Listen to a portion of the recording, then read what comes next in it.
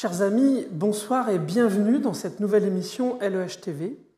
Parlons mobilité, parlons économie pour la planète.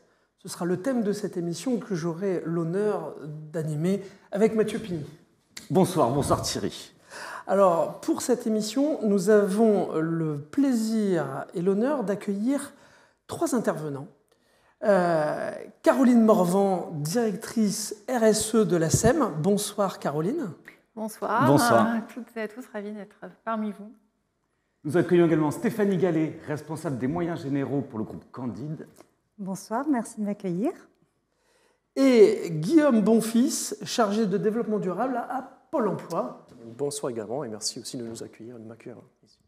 Alors, vous avez tous, avec vos structures, fait partie d'un plan de déplacement interentreprise.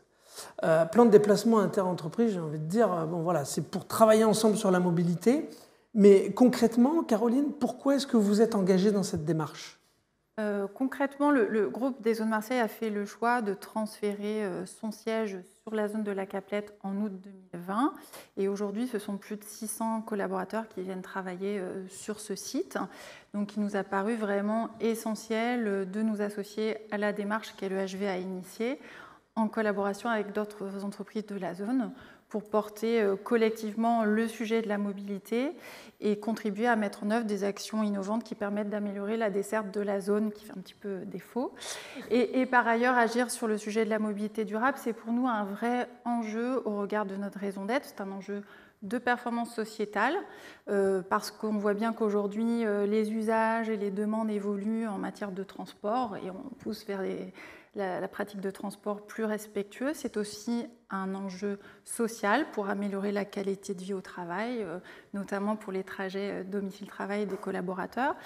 Et enfin et surtout, c'est un enjeu de performance environnementale pour réduire notre empreinte carbone et être acteur du climat, accélérer finalement la transformation écologique du territoire. Merci Caroline. C'est vrai qu'il faut préciser aux auditeurs que les 3 entreprises que vous représentez sont sur le site le quartier de la Caplette à Marseille. Stéphanie, pour le groupe Candide, anciennement Delta Assurance. Oui, tout à fait. Donc, de la même manière que la SEM, le groupe Candide, donc anciennement Delta Assurance. Donc, Delta Assurance est un courtier qui a plus de 100 ans d'existence. Historique sur Marseille et pas que, en France et à l'international aussi. Et donc, Delta Assurance s'est structurée dernièrement en créant le groupe Candide. Donc, notre société a une forte croissance, on recrute énormément. Et au-delà de toutes les considérations RSE, comme a pu l'expliquer très bien Caroline tout à l'heure, on a surtout une problématique aujourd'hui qui est de place de parking, puisque notre société grossit, on recrute énormément, et malheureusement, on a un parking qui n'est pas extensible, donc on doit trouver des solutions. Et voilà. Vous n'êtes pas les seuls, donc effectivement, on a cette problématique. Vous, Guillaume, qu'est-ce qui vous a motivé à travailler sur ce sujet ? Alors pour Pôle emploi, ce qui nous a motivé pour travailler sur ce sujet, et notamment d'être inscrit dans le plan de déplacement interentreprise, il faut savoir que Pôle emploi, en fait, on est engagé sur les questions de mobilité et de baisse des déplacements depuis plus de 10 ans. Donc c'était assez évident, effectivement, de rejoindre LEHV et les autres entreprises pour s'engager dans ce plan de déplacement. Il faut rappeler aussi que la direction régionale de Caplette, c'est un peu plus de 300 salariés. Donc voilà, le but vraiment, c'est de réduire les émissions de CO2 liées au déplacement, de trouver aussi des solutions alternatives en fait aux tout-voitures. On voit que le secteur de la Caplette est saturé de voitures. Et également d'améliorer effectivement le cadre de vie pour les salariés de notre direction régionale. Donc c'est pour ça qu'effectivement, c'est important pour nous de faire remonter nos problématiques et nos solutions dans le cadre de ce plan de déplacement interentreprise. C'est vrai que les 3 entreprises représentent plus de 1000 collaborateurs, donc ça a des impacts sur la zone. Alors, on se réunit, on fait un PDE, ok, mais est-ce qu'on trouve des solutions ? Nous, c'est un peu ce qu'on va vous challenger aujourd'hui. Caroline, concrètement, qu'est-ce que vous avez trouvé comme solution suite à ce PDE ? Alors, si je devais citer une solution en particulier, ce serait le développement de solutions de mobilité douce qui font partie vraiment des axes que nous souhaitons développer dans le cadre de notre politique RSE.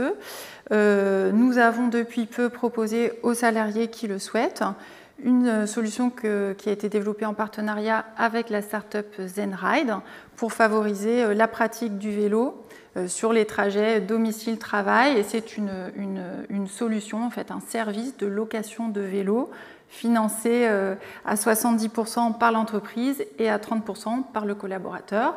Nous venons de lancer le service et nous espérons bien entendu que ça permettra de contribuer au renforcement de cette pratique qui est plus respectueuse de l'environnement et du coup beaucoup moins émettrice en gaz à effet de serre. Et qui fait du bien aussi pour la santé de faire voilà, et ça permet aussi de contribuer aux mobilités actives voilà, et d'avoir une activité...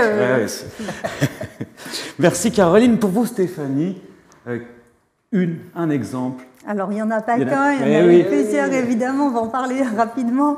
La mise en place du télétravail qui existait déjà avant la pandémie et donc qui a été renforcée après toute cette crise et pendant cette crise surtout. Donc on est à peu près entre 2 et 3 jours de télétravail par semaine sur la base du volontariat pour tous nos salariés. Voilà, sans discrimination aucune. Covoiturage aussi? Alors le covoiturage, évidemment, avec un beau partenariat que nous avons lancé auprès de BlaBlaCar Daily. Tout ça, donc, évidemment, dans l'objectif de faciliter les trajets au quotidien, de redonner du pouvoir d'achat à nos collaborateurs, puisqu'on voit bien le coût aujourd'hui du véhicule et le coût des transports augmente vraiment énormément.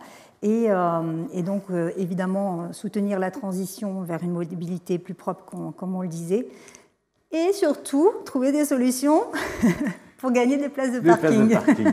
Merci Stéphanie. Du côté de Pôle emploi, un exemple? Alors du côté de Pôle emploi aussi, on a beaucoup de mesures pour, effectivement, comme je l'ai expliqué au départ, limiter nos déplacements. Donc je ne reviendrai pas sur le télétravail qu'on a également mis en place et renforcé surtout en 2022, puisque ça remonte à 2017 qu'on a déjà amorcé le télétravail. Mais au départ, je parlais effectivement de la baisse des émissions de CO2. Donc on suit chaque année l'évolution de notre déplacement carboné. Et la nouveauté de 2022, c'est qu'on lie cet indicateur de baisse des émissions de CO2 à une prime de performance. C'est-à-dire qu'au-delà des primes de performance, des indicateurs de performance liés aux demandeurs d'emploi, liés aux entreprises, on a aussi un indicateur lié à cette baisse des émissions. Autre point que j'aimerais mettre aussi en avant, c'est le challenge Mets à vélo, parce qu'on n'a pas parlé jusqu'à présent de l'animation pour promouvoir aussi les mobilités actives et notamment autour du vélo. Donc Pôle emploi s'est engagé depuis 2 ans à l'initiative de notre direction régionale PACA dans ce challenge interentreprise qui consiste à faire le plus de déplacements, le plus de kilomètres à vélo. Et Pôle emploi aujourd'hui est à la première place de ce challenge qui a démarré au 1er mai. Donc je peux même inviter aussi les partenaires et les autres entreprises de LEHV à nous rejoindre dans ce challenge de Mai à vélo.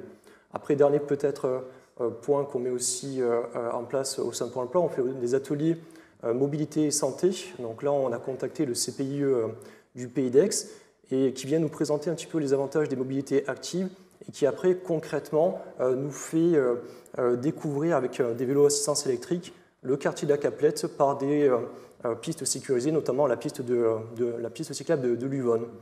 Voilà, ça c'est quelques exemples, effectivement, on en fait beaucoup sur la mobilité, qui permettent d'impulser et on a des résultats importants là-dessus. Vous avez parlé de la ZAC de la Caplette, vous y avez participé aussi, Caroline, à la concertation. À l'atelier de concertation, oui, nous avons participé à l'atelier organisé avec Pôle emploi, avec un petit groupe de salariés des zones. Et aussi avec vous, Stéphanie? Oui, moi j'étais présente à la concertation de mardi dernier. Ce qui est intéressant, c'est que là, je trouve que pour une fois, dans cette zone d'aménagement concerté, les entreprises ont eu leur mot à dire et ça a permis, et les habitants et les entreprises, et vous tous, merci pour votre contribution active à cette zone de la Caplette. Merci pour vos actions, votre engagement, parce que c'est vrai que c'est beaucoup de réunions, de travail collectif, et finalement, c'est cette union qui fait la force collective.